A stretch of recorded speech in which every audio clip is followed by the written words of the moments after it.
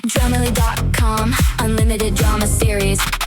The divorce papers arrived on a Tuesday morning, delivered by a courier who wouldn't meet my eyes. I stared at the thick manila envelope, my name typed in cold official letters, Ligia Carruthers. Inside, Simon's methodical handwriting had documented everything, every lie, every secret meeting, every moment I thought I'd hidden so cleverly. But I'm getting ahead of myself. Let me tell you how one decision, made in our own bedroom, destroyed everything I thought I knew about my life. The master bedroom felt different that Thursday afternoon. Maybe it was the way the afternoon sunlight slanted through the blinds, or maybe it was the anticipation thrumming through my veins as I smoothed the comforter one more time. Simon wouldn't be home until 7. His accounting firm was drowning in tax season paperwork, and he'd been staying later and later each night. I checked my phone. Felix had texted 20 minutes ago. Still good for 4? Can't wait to see you. My fingers trembled slightly as I typed back, yes. Simon's at work. Use the side door. At 34, I should have felt guilty.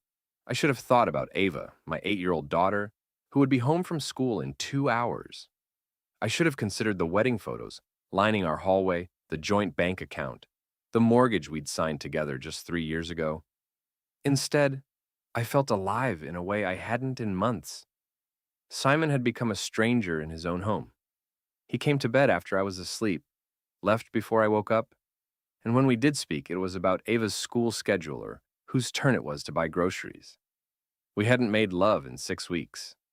When I tried to initiate intimacy, he'd mumble something about being tired and roll away from me. Felix was different. Felix looked at me like I was fascinating, like every word I said mattered. At 31, he had the kind of easy charm that Simon had never possessed. We'd met 3 weeks ago at Maya's birthday party. She'd invited him as her friend from the bar where she worked part-time. He'd complimented my dress, asked about my job as an office administrator, actually listened when I talked about feeling invisible in my own marriage. The doorbell rang at exactly 4 o'clock. I'd changed into the blue dress Felix had admired, applied lipstick I hadn't worn in months, and sprayed perfume on my wrists and neck. My heart hammered as I opened the side door. "Hey, beautiful," Felix said, his smile crooked and warm. He carried a bottle of wine and wore jeans that fit him perfectly. "This feels crazy." "Good crazy or bad crazy?" I asked, stepping aside to let him in. "Definitely good crazy." His eyes swept over me appreciatively. "You look incredible."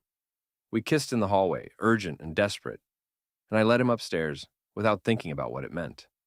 The bedroom that Simon and I had shared for 7 years became something else entirely.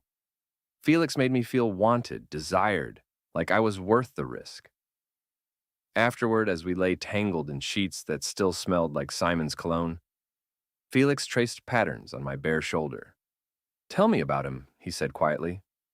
"Simon?" I sighed. "He's practical, responsible.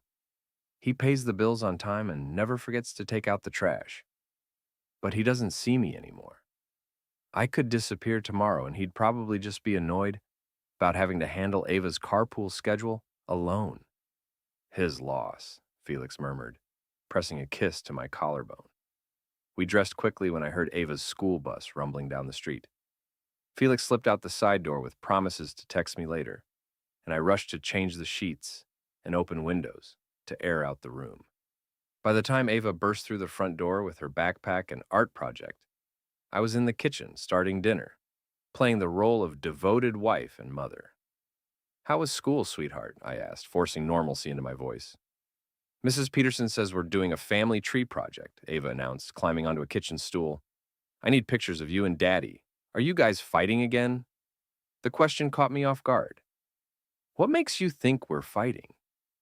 You don't talk to each other anymore, and Daddy sleeps in the guest room sometimes." Ava's brown eyes, Simon's eyes, studied me with uncomfortable perception. "Grandma Doris asked me if everything was okay at home." Doris! Simon's mother had always been suspicious of me, convinced I wasn't good enough for her precious son. The woman had radar for family discord. "Daddy and I are just busy with work," I said carefully. Sometimes grown-ups go through stressful periods. It doesn't mean we don't love each other. The lie tasted bitter, but Ava seemed satisfied. She chattered about her day while I cooked, and I almost managed to forget about the afternoon until I heard Simon's key in the front door at 6:15. He was early. My phone buzzed with a text from Felix. "Thank you for this afternoon. You're amazing. When can I see you again?" I deleted the message quickly, my fingers shaking as Simon's footsteps approached the kitchen. "You're home early," I said, not looking up from the stove. "Meeting got canceled." Simon's voice was flat, tired. He kissed Ava's forehead, but barely glanced at me. "How was your day?" "Fine. Boring office stuff." Another lie, easier this time. "Dinner will be ready in 20 minutes. Simon nodded and headed upstairs to change. I held my breath, waiting for him to notice something different about our bedroom. A lingering scent, a pillow out of place, anything that might give me away. But when he came back downstairs in his usual khakis and polo shirt, his expression was unchanged. We ate dinner in near silence, Ava filling the quiet with stories about her friend Jessica's new puppy. Simon asked appropriate questions and made appropriate responses, but I caught him watching me with an expression I couldn't read. When our eyes met, he didn't look away immediately like he usually did. Instead, he held my gaze for a long moment that made my stomach twist, with something that might have been guilt. After dinner, I retreated to our bedroom. While Simon helped Ava with homework, I checked my phone obsessively, deleting and rereading Felix's messages. He wanted to see me again Friday afternoon. Simon had a client meeting that would keep him at the office until late. I typed and deleted a dozen responses before settling on, "Friday sounds perfect. Same time." When Simon came to bed that night, I pretended to be asleep. He slipped under the covers quietly, but I could feel him lying awake beside me for a long time. Once, I thought he might say something, but the moment passed. Eventually, his breathing evened out, and I lay in the darkness, wondering if he could somehow sense what had happened in our bed just hours earlier. I told myself he couldn't possibly know. I'd been careful, methodical. I'd covered my tracks perfectly. I had no idea that Simon had already started gathering evidence. The next morning, I met Maya at our usual coffee shop downtown. The grind was busy with the pre-work crowd, but we'd snagged our favorite corner table where we could talk without being overheard. Maya worked part-time as a bartender at Mulligan's while pursuing her art degree, and she had the kind of bohemian confidence I'd always envied. "You look different," she said, stirring sugar into her latte. "Glowing. Did you and Simon finally work things out?" I glanced around to make sure no one was listening, then leaned forward. "I did something crazy yesterday." Maya's eyebrows shot up. "How crazy?" "Remember Felix from your birthday party?"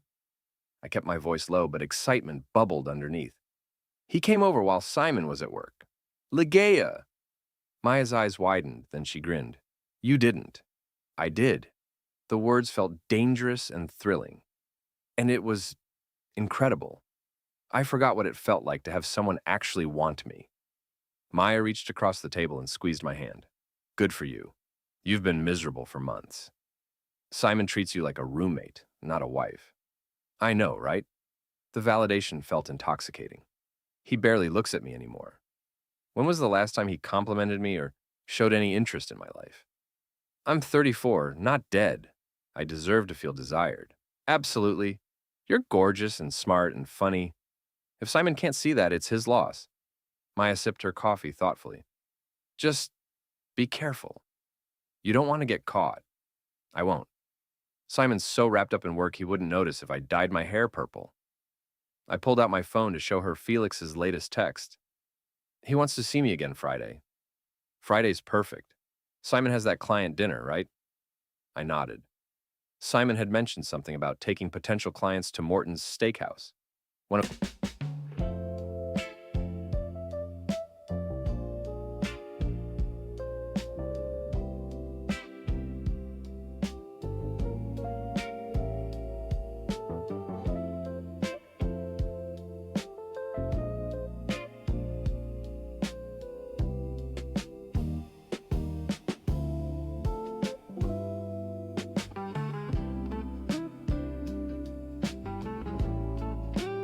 those networking dinners that could run until 10 or 11 at night. What about Ava? I asked. She has a sleepover at Jessica's house. It's like the universe is aligning for me. I felt giddy with possibility. For once, I'm going to do something just for me. Maya smiled, but something flickered across her expression. Just promise me you'll think this through. I mean, I'm all for you being happy, but affairs can get messy fast. It's not an affair, I said quickly. It's just, I don't know what it is. But Simon and I are barely married anymore anyway. We're like strangers living in the same house. That evening, I called my mother while Simon was giving Ava a bath. Helen Price had never been Simon's biggest fan. She thought he was too serious, too rigid. She'd wanted me to marry someone with more passion, more spontaneity. How are things, sweetheart? Mom asked. You sounded stressed when you called last week. Simon's being difficult, I said, choosing my words carefully. He's completely shut me out. I try to talk to him, but he just grunts and goes back to his spreadsheets. That man has the emotional range of a calculator, Mom said with familiar disapproval. I've always said you settled. You could have had anyone. I'm starting to think you were right. I tested the waters carefully. What would you say if I told you I was thinking about exploring my options? There was a pause. What kind of options? Just hypothetically. What if I met someone who actually appreciated me? Legia. Mom's tone grew cautious. You're not talking about cheating on Simon, are you? I'm talking about remembering what it feels like to be valued. The defensive edge in my voice surprised me. Simon doesn't love me anymore, Mom. He tolerates me. Marriage goes through rough patches, honey. Have you tried counseling? You can't counsel someone who won't admit there's a problem. I heard Simon's footsteps on the stairs and lowered my voice. I have to go. We'll talk later. I hung up feeling frustrated. I'd expected Mom to be more supportive, more understanding. Instead, she'd sounded almost disappointed in me. Friday afternoon arrived with perfect timing. Ava left for Jessica's sleepover at 3, chattering excitedly about movies and popcorn. Simon kissed her goodbye and reminded me he'd be late. Don't wait up, he said, adjusting his tie. These client dinners can run long. I'll probably go to bed early anyway, I lied smoothly. I have a headache. Simon studied my face for a moment. Are you feeling okay? You've seemed different lately. My heart skipped. Different how? I don't know. Distracted. Like your mind is somewhere else. I'm fine, I said quickly. Just tired. Work's been crazy. He nodded, but his expression remained thoughtful. We should talk soon. About us, about where we're headed. Sure, I agreed. Though the last thing I wanted was a heavy conversation about our marriage. Have fun at dinner. After Simon left, I had 2 hours to prepare. I showered, shaved my legs, and chose lingerie I'd forgotten I owned. The blue dress went back on, along with the perfume and lipstick that were becoming my armor of deception. Felix arrived at 5:30 with Chinese takeout and a bottle of wine. I thought we could eat first, he said, his smile shy. I mean, if you want to. The thoughtfulness surprised me. Simon never brought dinner home anymore. He expected me to cook, clean up, and ask for nothing in return. We ate on the living room couch, feeding each other Loman and laughing at Felix's stories from the bar. He was funny in a way Simon had never been, quick with jokes and impressions that had me giggling like a teenager. Tell me something about yourself that nobody knows, Felix said, refilling our wine glasses. I wanted to be a dancer when I was little, I admitted. Ballet. I took lessons until I was 16, dreamed of moving to New York and joining a company. What happened? Reality? My parents said it wasn't practical, that I needed a stable career. I took a sip of wine. So I became an office administrator and married an accountant. The most practical choice imaginable. Do you ever regret it? The question hung between us, heavy with implication. Every day, I whispered. This time, when we went upstairs, it felt less frantic and more intimate.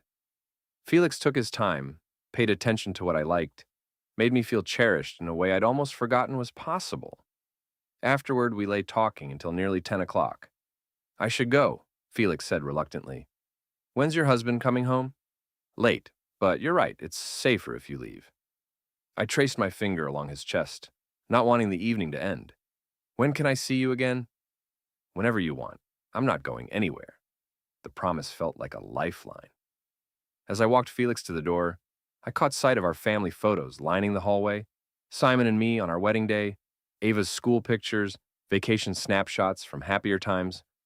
For a moment, Guilt pierced through my euphoria. Then I thought about Simon's cold indifference, the way he'd stopped seeing me as anything more than a household manager, and the guilt faded. I was just closing the door behind Felix when headlights swept across the front windows. My blood turned to ice as I recognized Simon's car pulling into the driveway. He was 3 hours early. I rushed to the window and watched Simon sit in his car for a long moment, talking on his phone. Felix's taillights were already disappearing around the corner. But what if Simon had seen them? What if he'd noticed the unfamiliar car in our neighborhood? By the time Simon came through the front door, I was in my pajamas with my hair in a messy bun, pretending to read a magazine on the couch. "You're home early," I said, hoping my voice sounded normal. "How was dinner?" "Canceled at the last minute," Simon replied, hanging up his jacket. The client had a family emergency." He moved through the living room slowly, his gaze sweeping over the coffee table where Felix and I had eaten. I'd cleaned up, but had I missed something? A chopstick under the couch? The faint scent of his cologne? "Smells like Chinese food in here," Simon observed. 187 messages to your gym partner? She's just a friend. Don't send photos like. Watch more on Grammarly.com. "I ordered takeout," I said quickly. "Didn't feel like cooking." "From where?" The question seemed loaded, though I couldn't figure out why. "Golden Dragon." "The usual."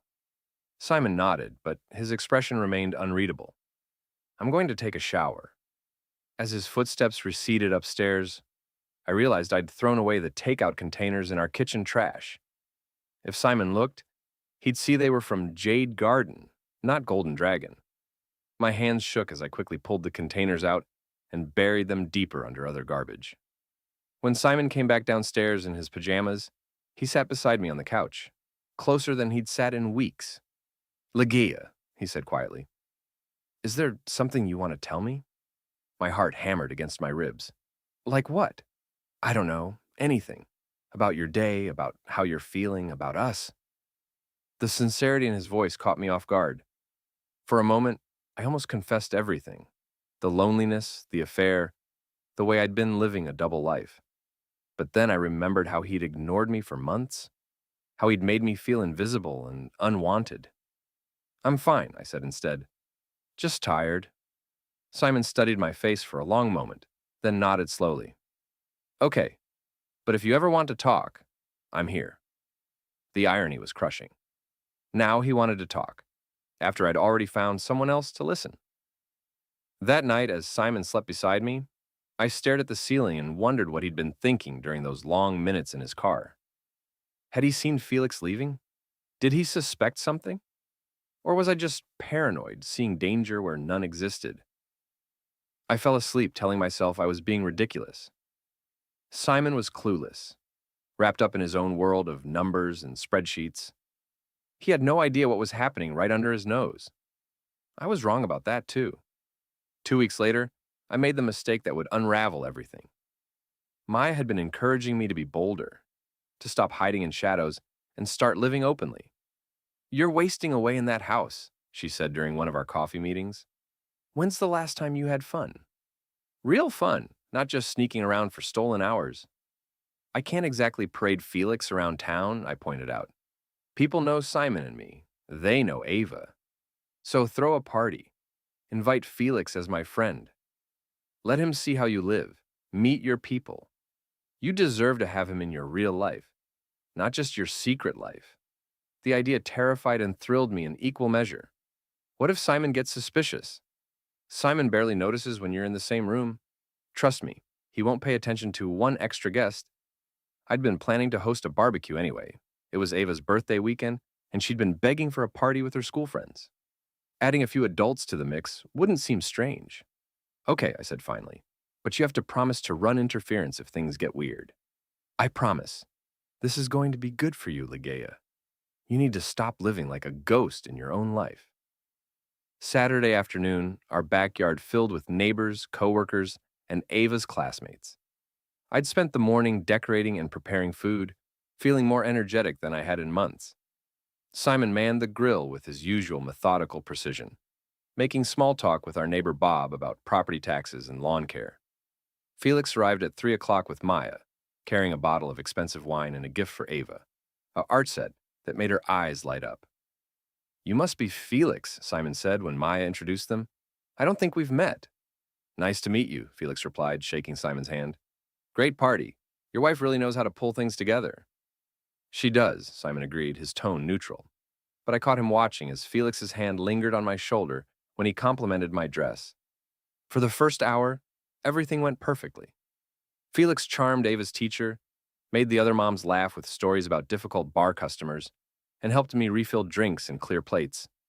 He was attentive in subtle ways, touching my back as he passed, catching my eye across the yard, making me feel seen and appreciated. I should have been more careful. I should have remembered that Simon's mother, Doris, was watching from her lawn chair by the pool, taking in every interaction with sharp, disapproving eyes. Ligeia, dear, Doris called as I walked past with a tray of desserts.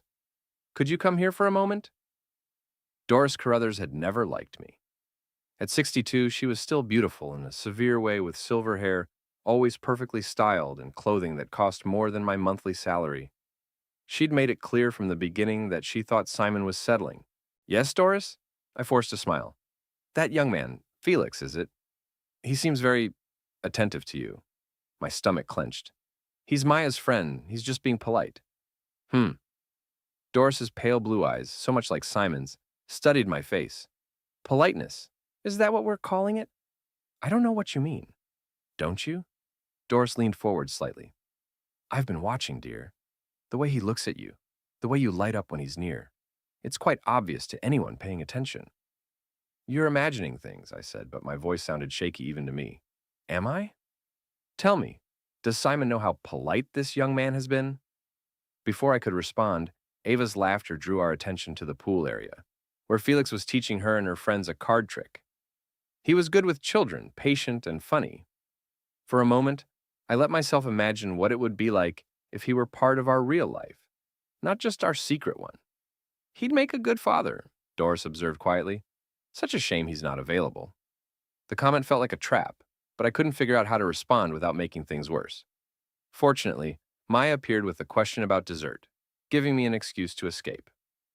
As the afternoon wore on, I grew bolder. The wine helped, as did the intoxicating feeling of having Felix in my space, seeing him interact with my world. When he complimented the potato salad I'd made, I let my hand brush his as I served him seconds. When he offered to help clean up, I showed him where everything went in the kitchen, standing closer than necessary as I explained my organizational system. Your house is beautiful, Felix said as we loaded the dishwasher together. Very you. What does that mean? Warm, welcoming, full of little touches that show someone cares. He gestured to the herb garden visible through the window, the family photos on the refrigerator, the artwork Ava had made hanging on the walls. It feels like a home. Simon picked most of the furniture, I said. He's very practical about these things. But you made it a home. There's a difference. The compliment made me glow with pride. When had Simon last noticed the effort I put into our house, our life? I was so caught up in Felix's attention that I didn't notice Simon standing in the doorway until he cleared his throat. Need any help in here? Simon asked, his voice carefully neutral. We're almost done, I said quickly, stepping away from Felix. Just finishing the dishes. Simon nodded, but his gaze moved between Felix and me with uncomfortable intensity. Ava's looking for you, Ligeia. Something about opening presents. I hurried outside, leaving the two men alone in the kitchen. Through the window, I could see them talking, but I couldn't hear the conversation. Simon's posture was rigid, formal. Felix looked relaxed but alert, like he was trying to read an unfamiliar situation. The present opening went smoothly, with Ava squealing over art supplies, books, and a new bike from Simon and me. Felix's gift was a hit. The art set came with an instruction book for drawing cartoon characters, and Ava immediately wanted to try it. Can Felix help me? She asked, looking between him and Simon. He said he's good at drawing. I'm sure Felix has other things to do, Simon said firmly. Actually, I'd love to help, Felix replied, settling beside Ava at the patio table. What should we draw first? As Felix guided Ava through sketching a cartoon cat, I noticed other guests starting to watch. There was something magnetic about him, something that drew people in. Even Simon's coworkers seemed charmed by his easy humor. and genuine interest in their conversations. But Simon wasn't charmed. Simon was watching everything with the focused attention of an accountant reviewing suspicious books. The party began winding down around 6 o'clock.